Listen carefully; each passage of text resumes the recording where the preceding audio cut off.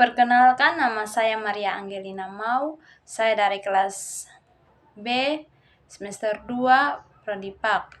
Di sini saya akan menunaikan tugas saya, yaitu tugas UAS dari mata kuliah SGI SGL, dan saya akan mengambil satu materi dengan judul Agama dan Masyarakat di Indonesia sebelum masuknya kekristenan. Nah, yang pertama, peran agama. Peran agama di sini dibagi menjadi 3. Yang pertama, secara sosial. Agama-agama tradisional mengatur tata cara pergaulan, norma-norma, serta aturan-aturan yang mengikat masyarakat secara bersama-sama. Yang kedua, dalam konteks politik.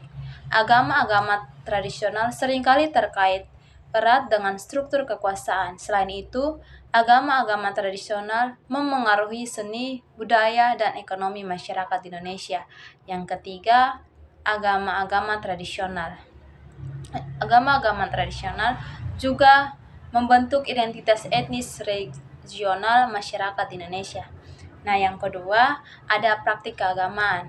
Sistem kosmologi. Hindu-Buddha memiliki pandangan kosmologi yang kompleks, termasuk konsep siklus, reinkarnasi, samsara, karma, dan pencapaian keberadaan yang lebih tinggi, moksha atau nirvana. Yang berikut struktur sosial. Agama Hindu-Buddha juga mempengaruhi struktur sosial masyarakat, terutama melalui sistem kasta atau varna Hinduisme. Yang ketiga, ritual keagamaan. Kita tahu bahwa ritual keagamaan kita bisa lihat dalam upacara-upacara keagamaan dan ritual-ritual sosial memainkan peran penting dalam kehidupan sehari-hari masyarakat. Nah, yang berikut, arsitektur dan seni. Hindu-Buddha memiliki pengaruh besar dalam arsitektur, seni rupa, dan seni pertunjukan di Indonesia.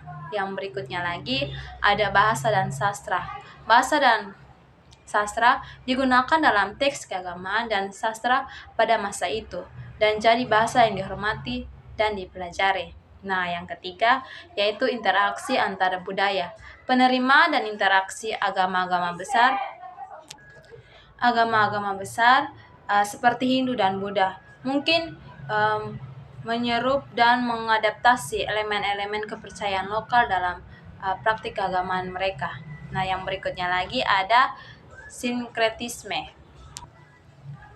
Terjadi penyatuan atau sinkretisme antara agama-agama besar dan kepercayaan lokal, di mana unsur-unsur dari kedua sistem kepercayaan tersebut digabungkan menjadi satu kesatuan.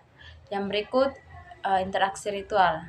Terdapat pertukaran praktik dari ritual antara agama-agama besar dan kepercayaan lokal. Nah, yang berikutnya lagi, pengaruh dalam budaya dan seni. Agama-agama besar seperti Hindu dan Buddha seringkali memberikan inspirasi bagi seni musik dan tarian lokal. Sementara kepercayaan lokal juga dapat memengaruhi motif-motif dan tema-tema dalam seni dan kerajinan. Yang keempat, yaitu hubungan antara agama dan kekuasaan. Yang pertama, kita bisa lihat yaitu legitimasi kekuasaan. Agama sering digunakan sebagai sumber legitimasi kekuasaan oleh para penguasa atau pemimpin politik. Yang kedua, otoritas moral. Pemimpin agama memiliki otoritas moral yang kuat dalam masyarakat. Yang berikut, penentuan kebijakan. Pemimpin agama seringkali terlambat dalam pembuatan kebijakan sosial dan politik. Yang berikutnya lagi, kendali atas sumber daya. Pemimpin agama juga memiliki kendali atas sumber daya ekonomi, terutama melalui sumbangan dan donasi yang diberikan oleh umat kepada gereja, kuil, atau biara. Yang berikut ada pemeliharaan ketertiban sosial. Pemimpin agama juga bertanggung jawab atas pemeliharaan ketertiban sosial dan moral dalam masyarakat. Nah, yang kelima ada dampak penyebaran agama. Di sini dibagi menjadi 3 bagian, yaitu yang pertama melalui perdagangan dan hubungan diplomatik.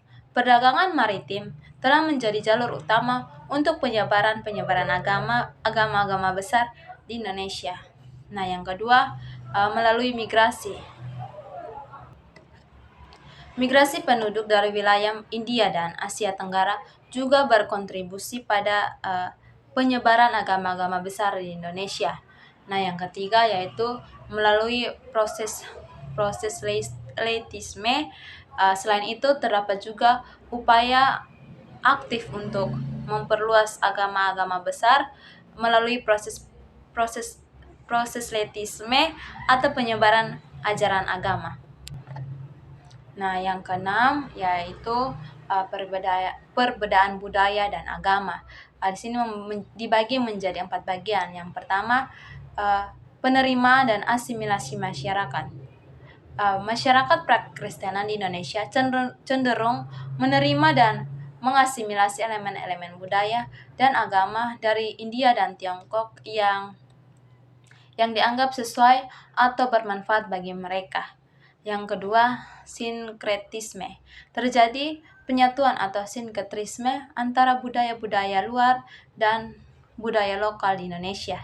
Nah, yang ketiga, pengaruh balik. Masyarakat prakristenan juga memberikan pengaruh balik terhadap budaya India dan Tiongkok, memperkaya dan mengubahnya sesuai dengan kebutuhan dan konteks lokal.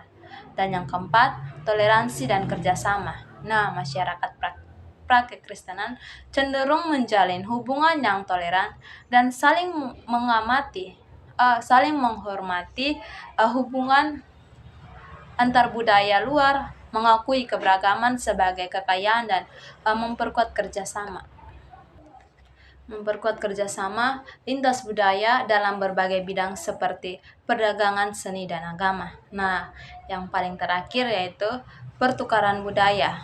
Di sini terjadi pertukaran budaya yang berkelanjutan antara masyarakat prakristenan dengan budaya-budaya luar seperti melalui perdagangan, pernikahan lintas budaya atau migrasi penduduk.